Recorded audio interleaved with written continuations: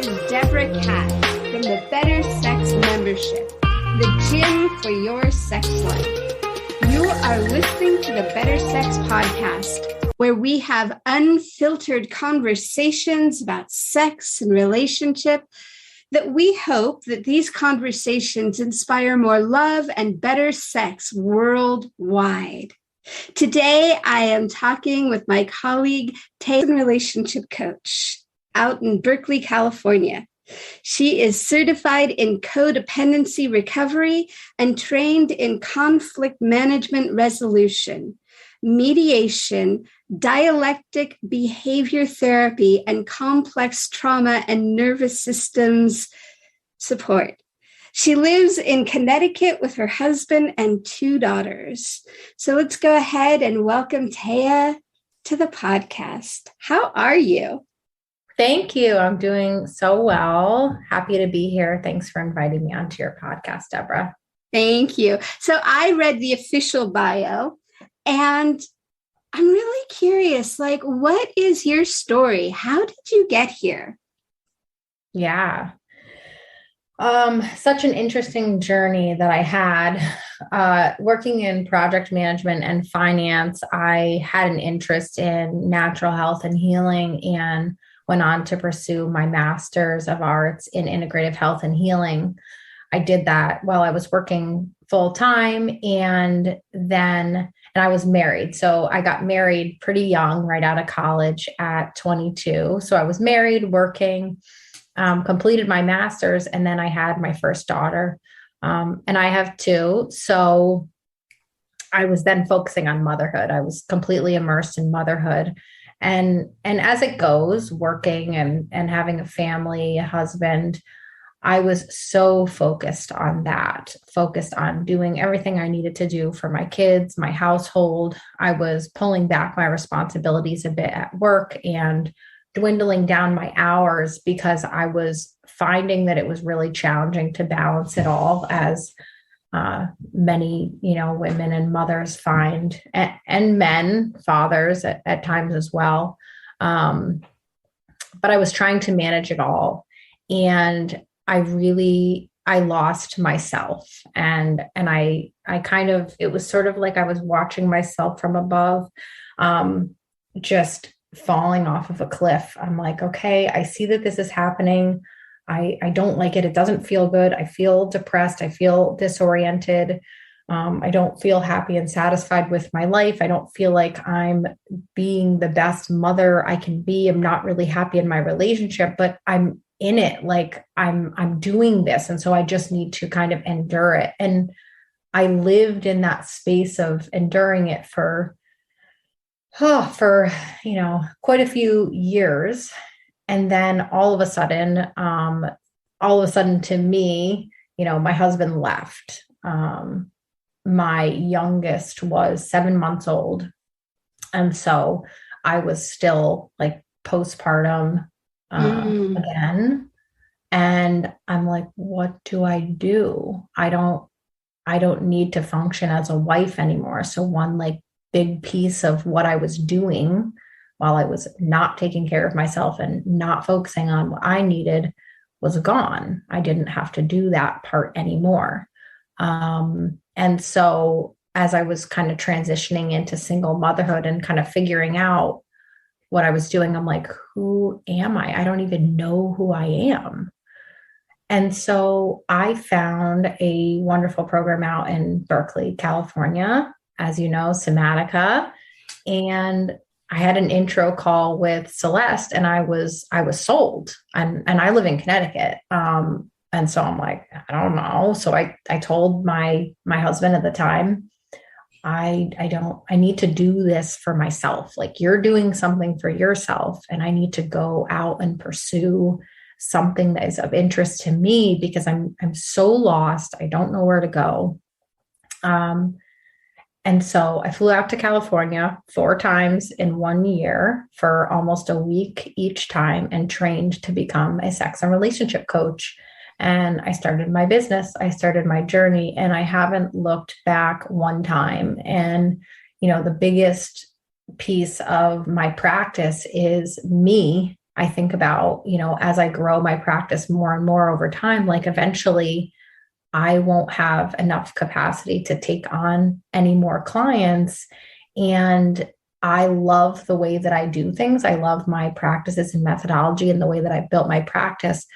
But like thinking about hiring someone else on, it's like, how do you replicate me? Like I share myself with my clients. I share my personal experience and they come to me for me, not just like a service. So all that being said, I'm deeply grateful for this work. I'm really grateful to be able to do something that I truly wake up every morning and love and am excited to do. And it's helped me find myself again. And so, yeah, that's me. I love it. So I am super curious. You said you had this conversation, and I'm curious what it was that helped turn the light bulb on for you, if you can remember back that. Yeah, the conversation with my husband at the time. Well, that conversation, but I was also, you were saying that you had this conversation with Celeste and like, oh, yes. Yeah. Yeah. Interesting. So that was years ago now. It's a bit hard to recollect the thoughts, but, I think, yeah. So that's actually a really good question. Before my husband left, he had sat me down one night. We were having dinner after our kids were in bed. And he said, listen, something is wrong here. Like this isn't working. Something needs to change. Something needs to happen. You're not doing well. Like we're not doing well. And that was a huge aha moment for me. And so I was on a home birth podcast because I had a home birth, and the podcast owners I can't think of the word. Host. The podcast hosts, she was a life coach. One of them, it was her and her husband. And she had said to me, you'd be a great candidate for coaching. And I'm like, I don't know what that is. Like coaching, like what's coaching?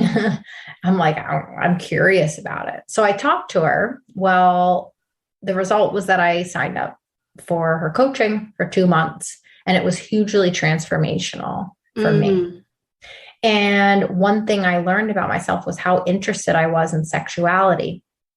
And so I tried to really work with my husband at the time on, our sex life and our relationship. And I started to come out of my depression and become really excited about what could be. And his stance on it was really, wow, that's great for you. Like that you've had this newfound sense of like excitement about life and happiness, but what about me? And he was frustrated over that. And subsequently, as I shared, he left. But that was really the catalyst that started me on my journey. Like there's more out there. And so when I went looking for programs and I found Somatica and I spoke with Celeste, I was super excited about the like juiciness of this training. I'm like, this is a community. I mean, I was sort of reminiscing back to my days in my master's where we had a small cohort of students. We became a family. And so, I didn't know at the time that it would also become, Somatica would become my Somatica family.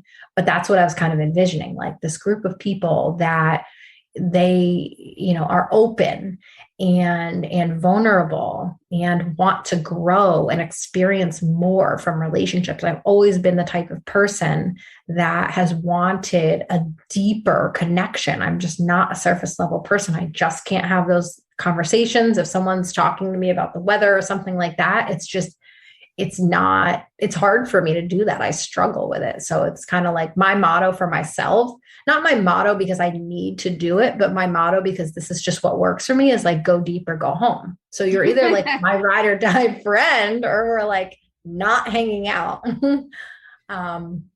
So that conversation with Celeste must have been about Somatica, about the opportunity of like having a career in something that is so different and so the whole approach is different.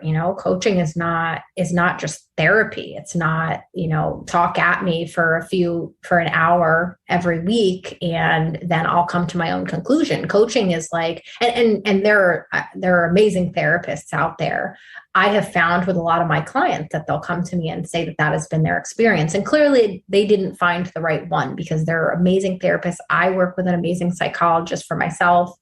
But I don't have my clients come and sit with me and talk at me for an hour. I'm interjecting and I'm saying, hey, but wait, I don't think, I'm calling you out on stuff. So that conversation with Celeste was very, very exciting to me. So, I'm curious, you mentioned a little bit about how you work with clients, and I'd love to hear a little bit more about some of the things that you see in your practice that, some of the things that you see. I know that all clients are different. However, there are some themes that we tend to see over and over again. And I'm curious some of the themes that you see over and over again. Yeah. I was thinking about this, and one of the big themes that I wanted to talk about today, because it resonates with so many people and it's really a big theme in relationships, is losing your individualism within relationship. And it's a concept that really goes against the grain around what people know about relationship. And so I work with a lot of couples. I like working with married couples. And this is why I learned so much after losing my relationship with my ex-husband. There is so much that we could have done differently.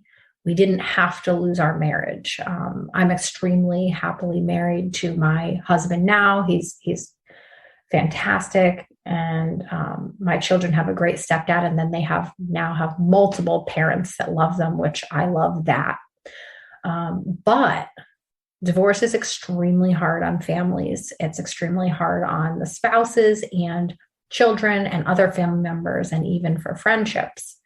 And in my perspective, if people had more tools to have healthier relationships with each other, healthier perspectives, their relationships would be more successful and the divorce rate would go down, because people would actually be able to work through conflict and challenges in their relationship. So I like working with couples because I can truly resonate and share my experience and what I would have done differently, and how I could have looked at things differently, potentially how my behavior could have changed, how I could have treated my husband differently, how he could have treated me differently, and how the whole thing could have shifted.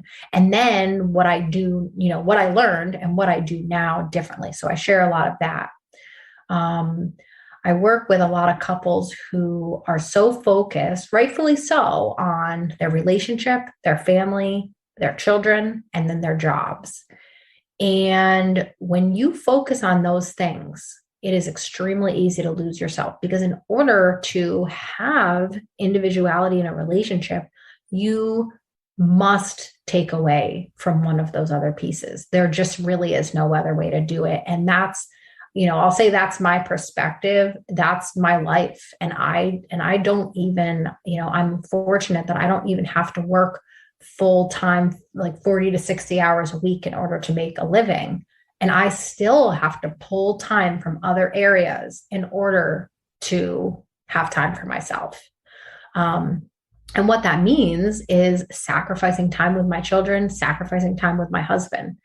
That feels hard and it feels wrong and it feels like it's going against the grain. And actually, I should correct myself, because I don't like when people say feel like, because like, following the word feel, is a perception, not a feeling. Mm-hmm. My perception is that it's going against the grain, and it doesn't sit right with people, because in order to be successful and quote unquote win at life, you have, you're married, you have 2.5 kids, you live in a house with a white picket fence.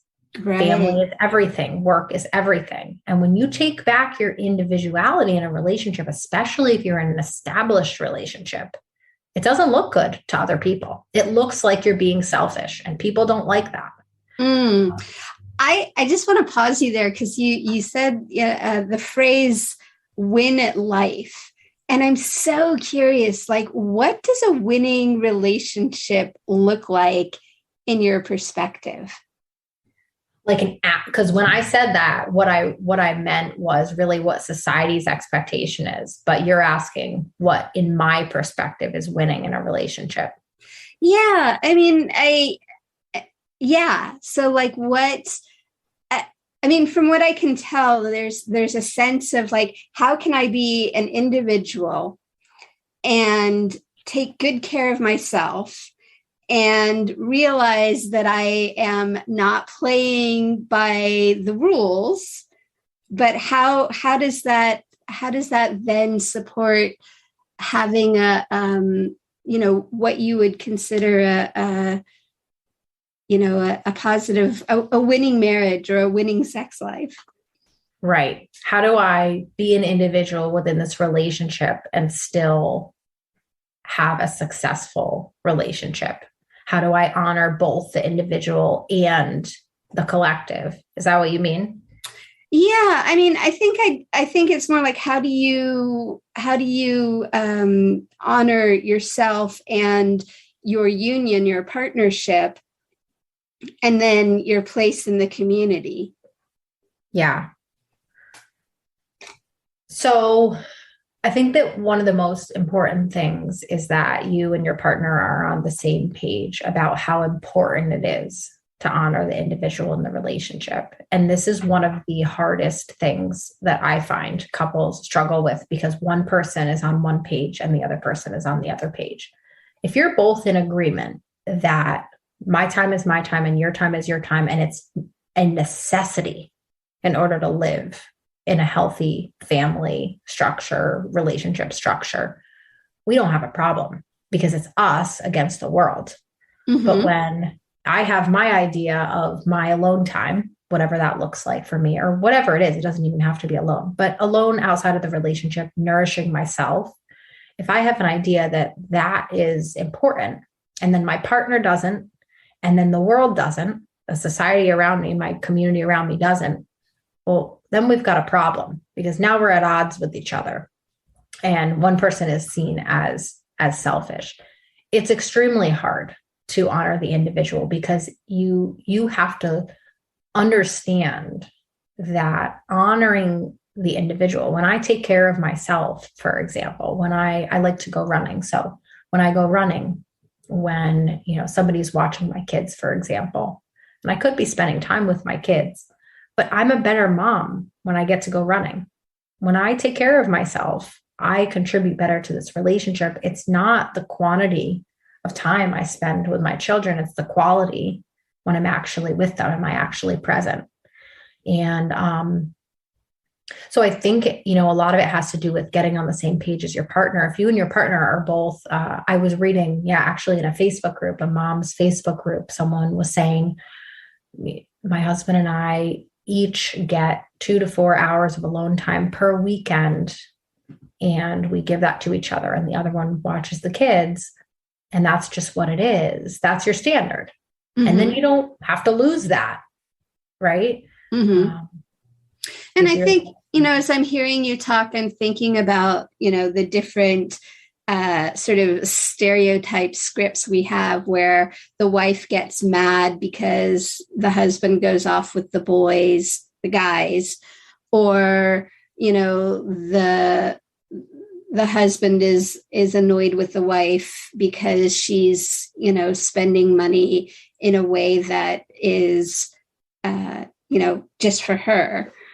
And so I love what you're saying about, how can you create agreements? How can you create what I see as supportive systems, like the idea of having time away from the family as an option over the weekend those kinds of systems are really helpful. And as you said earlier, being on the same page around how that plays out is really important. Yeah, it absolutely is. I think it's the biggest piece of harnessing the individualism within the relationship. If you have the support of your partner, and when you think about it, that's why we're with our partners. We're with our partners because we are getting our needs met by our partners. And one of those needs that we have is support and love.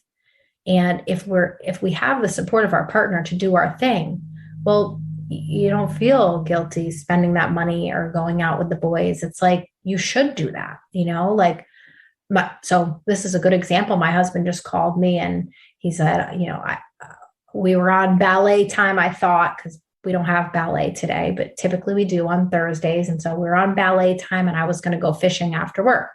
Now, my husband works like 13-hour days, 6 days a week. So the guy has barely any time off and needs to go fishing. And now he's cutting into dinner time to go fishing. So my instinct was to be like, really, is that what you need to be doing right now when we're trying to have dinner and get the kids in bed on time so that we can have alone time together? Right. I'm in this like sort of selfish mode of like, but I didn't say anything. I stopped and I just said, okay, well, then we'll just have dinner a little bit later, because that's just what we're going to do, because it's important for me to support him in nourishing himself. And that's on his agenda. And he, of all people, is work, family, and that's all that he does. And we're lucky that he happens to be a pretty happy guy, because if I didn't do anything for myself, I just wouldn't be happy like that. But it's really important for us to support each other in what we need to do. And sometimes that could be hard, because sometimes, supporting our partners means that we get a little bit less attention. We get a little bit less time with them. Maybe there's a little bit less money to go around. But if we don't do that, what happens is people blow up, freak out, or shut down. And in my case, in my previous marriage, my ex-husband blew up and walked out, and I shut down and became depressed and withdrawn. And we were both struggling with not taking care of ourselves and just being focused on what we needed to do within the household. And so could we have restructured that? Yeah, we definitely could have restructured that and made that work. And that's what I love helping couples do. And they're at their wits' end and they're like, we already tried to go to couples counseling.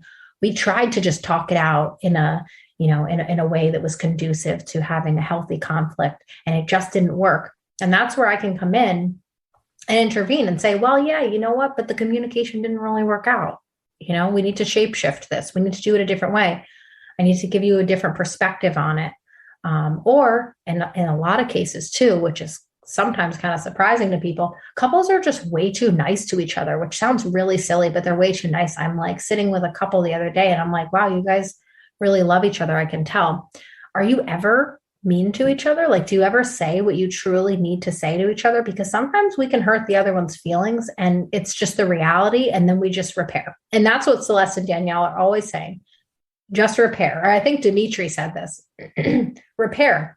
I'd rather hurt your feelings and repair than not say what I need to say. Because when you hold back, you just become resentful and you just hold a piece of yourself in that needs to be released. And that's how I live in my marriage as well. We say what we need to say. Now, we're not screaming at each other. We're not like calling each other names, but we'll say things that are bold and confrontational to each other and deal with it and repair if we need to. But we speak our truth. I love that. And I just want to, for people who might be listening who are not familiar with the term repair, can you talk a little bit about what that is and how you use it? Yeah, sure. It's like the apology process done differently without the apology, actually.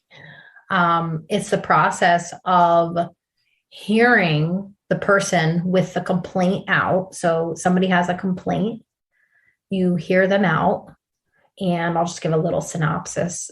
You hear them out, you spit back out to them what they've said to you to ensure that you're understanding them correctly. Otherwise, you're just listening, active listening skills. body language that's showing them that you're really in it. You want to know what's going on. You really want to understand. And then there's something called copping to it, when you admit to what your part was, what your contribution to this hurt was, and you ask them if they feel complete. And so what happens is the repair is an essential tool for conflict, because people are always thinking, well, you know what? I just need to fix my partner's problem. I need to save them. But actually, don't do any of that. People are capable. And I say this to clients all the time. When you fix or save your partner, when they have a beef with you, what you're telling them is that they're not capable. You're subliminally telling them they are not capable of solving the problem for themselves. And so what do they feel? Dumb. They feel like, oh, they don't think that I can actually problem solve for myself. It's just not what we're looking for. When we have an issue, we're looking for someone to understand us. All we want is, if I say to my husband, like, I'm so mad because you cleaned the dishes and they're still dirty, and you put them out to dry, and now I have to wash them again. And so I think that you don't respect my time. And instead of getting defensive and trying to fix it, well, you know what, I'll just clean them again, or something defensive that's going to be unhelpful to me. Because what am I looking for? I'm looking for him to see me and see what I'm going through. And so you can literally say something as simple as, wow, the dishes weren't as clean as you wanted them to be, and maybe I didn't spend enough time cleaning them. Or, wow, you're really mad right now. I can see how upset you are. Like, acknowledging what I'm going through in that moment is honestly all I need. And I'm like, no, I'm good. All right, bye. It's crazy how quickly the acknowledgement of the conflict or the complaint is to resolving the feeling, because the feeling is being expressed because it needs to be heard and absorbed and understood and seen, not fixed. Mm-hmm. That's so good. So this is a juicy conversation. I'm liking this. Oh, I'm so pleased. So I'm curious, like, what is going on for you right now these days that you are passionate about and that you have juice for? Speaking of juicy. Speaking of what? Oh, juicy. Yeah. I am very passionate about working with couples to understand what a realistic marriage looks like. I love non-traditional relationship structures, and I love working with people on those. Mm-hmm. I also am a huge proponent of traditional relationship structure and the fact that it can work, because there's a lot of buzz out there nowadays around, this isn't working, and traditional monogamy can't work. Like, it just doesn't work. People are just generally non-monogamous. And I think that, like I said, I'm a huge supporter of non-traditional relationships and love them and have interest in them myself. But I think a lot of people jump to this isn't working because they just don't have the tools. And so I'm very passionate about working with people in their monogamous relationship structure first to create a really healthy, thriving relationship where we honor the individual and the couple and learn how to negotiate and deal with conflict and communicate and love on each other, really experience pleasure in the most full way, and then see where we're at with all of that. So, yeah. Love that. Love that. So, we're getting towards the end of our time today, and I'm curious if there's one thing or that you would like people listening to walk away pondering today, what might that be? Yeah, if there is one thing that I want people to really embody, I want them to think very hard about who they are and what they want. Like, what are my needs? What are my desires? Who am I? And then match to people only who are genuinely interested in who you are, like accepting of exactly what you're presenting today and are available for that at that moment, not in the future. Because I think a lot of people pair up with others and say, you know what? If I just get to know them and become attached, then, they'll eventually change. They'll eventually become what I want them to be, because there's a lot of that out there. I can mold you into what I want you to be. And people do it unconsciously all the time. Right. They're marrying for potential. They're getting together. They're dating for potential. Does this person have potential? Get together only with people who are a match for what you are looking for today, and do this thing that my best friend likes to call filter fast, which is like meet someone, essentially have like a fun interview for a first date, and truly understand who they are, what they're looking for, and say thank you for your time in this experience. It was wonderful, and this is not what I'm looking for. Like, people let things drag on, and then what happens is you inevitably get attached to people. Think about it. Children who have been abused by their parents, they're attached. People get attached to other people. You spend a long enough time with someone, they're attached. Whether they treat you right, whether they're a good match for you or not, you get attached. And then it becomes so hard to disentangle yourself, especially when you get married, you have kids, there's legalities of it, there's money. Don't do it unless they are a good match for you at that moment. And so lay it out on the table. Don't go on a date and try to see if there's chemistry. Forget about the chemistry for a minute. And you know what? Some dating coaches might disagree with me, and that's okay. It's what I did, and it's what I offer to people. Go on the second date and see if you can create chemistry. Because also, and this is a whole nother conversation for another time, but chemistry can be created, in my perspective, in a lot of cases, not every case. But I'm totally shaking my head here. You're saying no. I can't. It's almost painful to watch people chase chemistry. And yes, that's a whole nother conversation.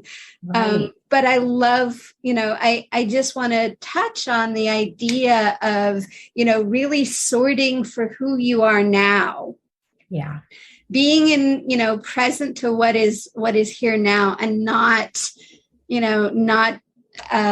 relating for potential, essentially, is what I heard you say. And I just, that's so, it's such a, there's so much to say there.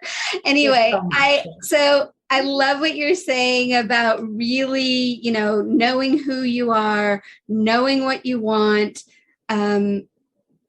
to the best of your ability, and sorting for people who match that, and really being present to, what is it that this person is actually revealing about themselves? Yeah. Yeah, absolutely. Eyes wide open, watch. Some people say, I guess I should have seen the signs. Look for the signs and respond accordingly to them immediately when they come up in the beginning, before you get attached, because people get attached. They get married because they think, well, we've been in this 13 years. We have kids together. We're married. It's too complicated to disentangle it. And I agree. And in those cases, unless there is abuse going on, which, you always need to get out if there's abuse. I try to help them figure it out. Can we make this work first? I think that people should exhaust all options if they've made a commitment to get married and to have kids. But the best way to get around that is to be clear about who you are before you go into it. Interview your potential partner and see whether you want to see whether there's chemistry, if that makes sense. Like, I went on the first date with my husband, and I was excited. We had fun. I'm not saying like, don't have fun and bring your list of questions, but bring your list of questions, giggle about them, tell your potential partner what you're passionate about and see what their response is to that. Ask them about the things that are deal breakers for you. right off the bat so that you don't waste 5 dates and you're like, well, they're really attractive, so we should probably make it work. No. Oh my. So how can people find you? So yes, so you can find me. I'm on the only social media I'm on other than LinkedIn, which you can find me, Thea Jansky, LinkedIn. TikTok, I am Thea.onrelationships. And then my website, which is Thea Sex and Relationships with an S at the end.com.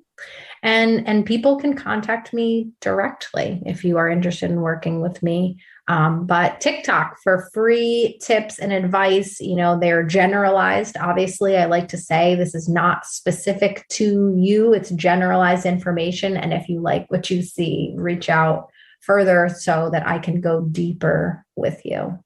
Ooh, I love that. And then all of these resources are in the show notes. And please check her out. Check out the resources. TikTok is amazing. And I just want to say thank you so much for your time here today and for being a guest and sharing your wisdom. Of course. Thank you so much, Deborah. This was a fun conversation, and I'm excited about your podcast as a whole. And thank you for having me on as a guest. My pleasure. My pleasure. And thank you, everybody, for listening.